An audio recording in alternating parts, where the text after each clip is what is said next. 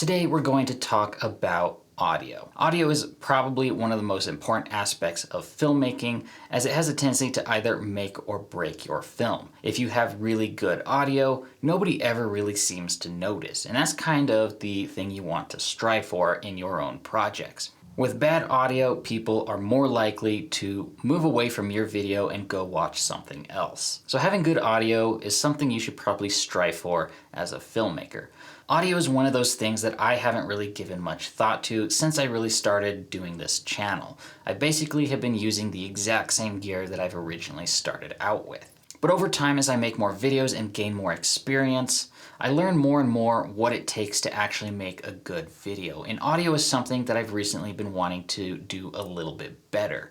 And I've made a few changes to how I capture audio, and I want to share with you guys a few tips that I have learned in order to capture the best possible audio you can. So basically what I've learned boils down to two simple points. One, built-in camera preamps actually really suck. And number two, it comes down to how good your microphone actually is. So to break down what I mean by these 2 points, let's kind of dig a little deeper and see what we're talking about. When we're talking about camera preamps, cameras are usually built with the focus of capturing photos and capturing video. Audio is often given only a second thought when it comes to the design of a camera. Therefore, the preamps inside of the camera are generally not going to be that great. You're often going to have a lot of noise, and that's something I myself have been recently experiencing. Number two, the quality of microphone you have also has a lot to say about your audio as well.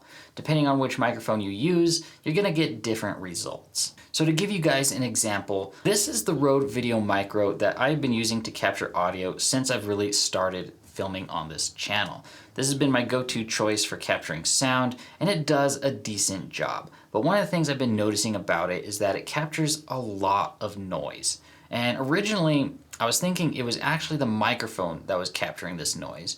But through a little bit of experimentation and some testing, I discovered that the microphone is actually a decent microphone. The issue was that my camera preamp was generating a lot of white noise in the background, and that noise floor that it was creating was really, really loud compared to where my audio was peaking.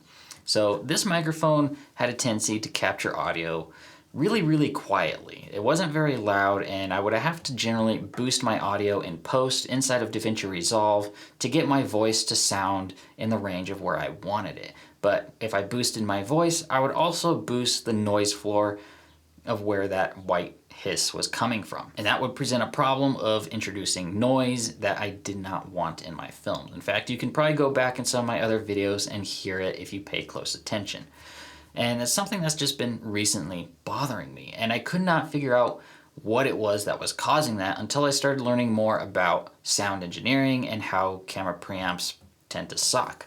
And so I had to set out on a mission to try and figure out a way around this. And I finally found a solution. And I've recently ditched the Rode Video Micro, and I have now officially switched to the Sennheiser MKE 400. This is a powered microphone that has a few fancy bells and whistles as compared to the Rode Video Micro, where this is just a bare bones microphone. This has a selectable gain that will boost or lower your audio by 20 decibels, as well as a low cut filter, and it will power off and on with your camera. But because it needs power, it does take 2 AA batteries, and that's something I'm going to have to be adding to my kit here.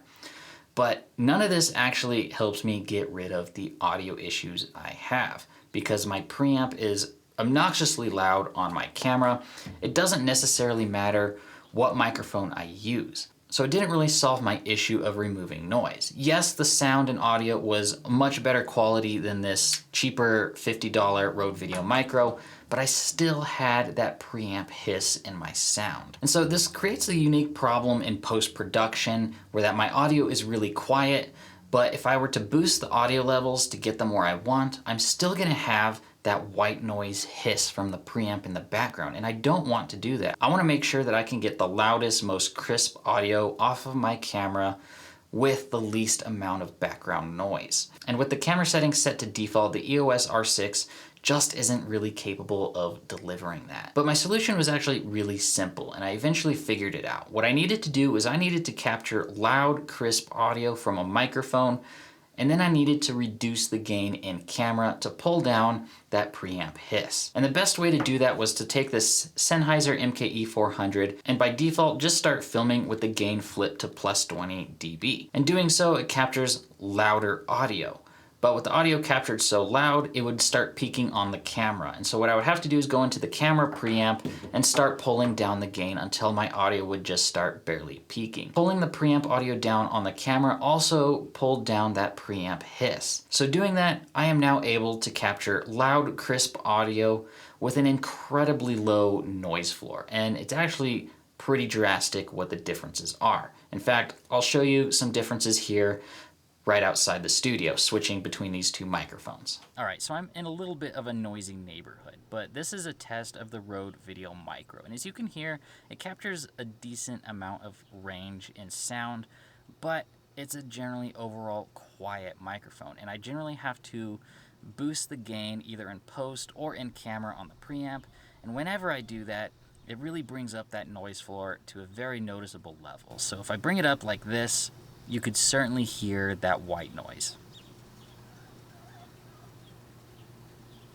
You could probably also hear a few chickens in the background, but I think you guys get the general idea. Now I switched the microphone to the Sennheiser MKE400 and you can probably already tell a difference in audio.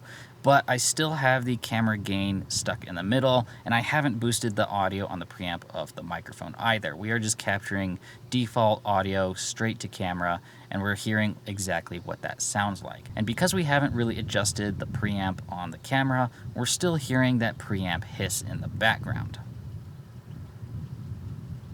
And now for the third test, I have now switched the internal microphone to boost the gain by 20 decibels, and I've gone into the camera settings and pulled down the gain on the preamp. And as you can hear, we are capturing as loud audio as possible. I've only pulled the gain down to the point where it's only peaking at the top, so it's still crisp, clear, and loud, but we also have lowered the noise floor. And if I take a moment of silence here, you can hear almost absolutely nothing after this car passes.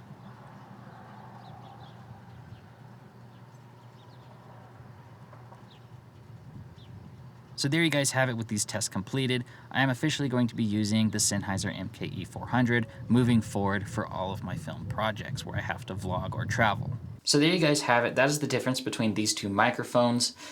There's a pretty big quality difference between the Rode Video Micro and the Sennheiser MKE400. At the end of the day, it's not really that fair to compare these microphones together because it's kind of comparing apples and oranges. We're taking a $50 microphone and comparing it to a $200 microphone. So naturally there are going to be quality differences.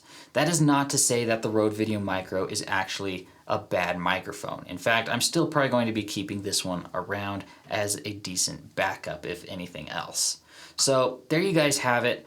I am officially trying to do a little bit better job with my audio, and I figured I might as well just share a few things that I learned with you. So I hope you guys learned something. Don't forget to like, comment, and subscribe, and I will see you in the next one. Bye.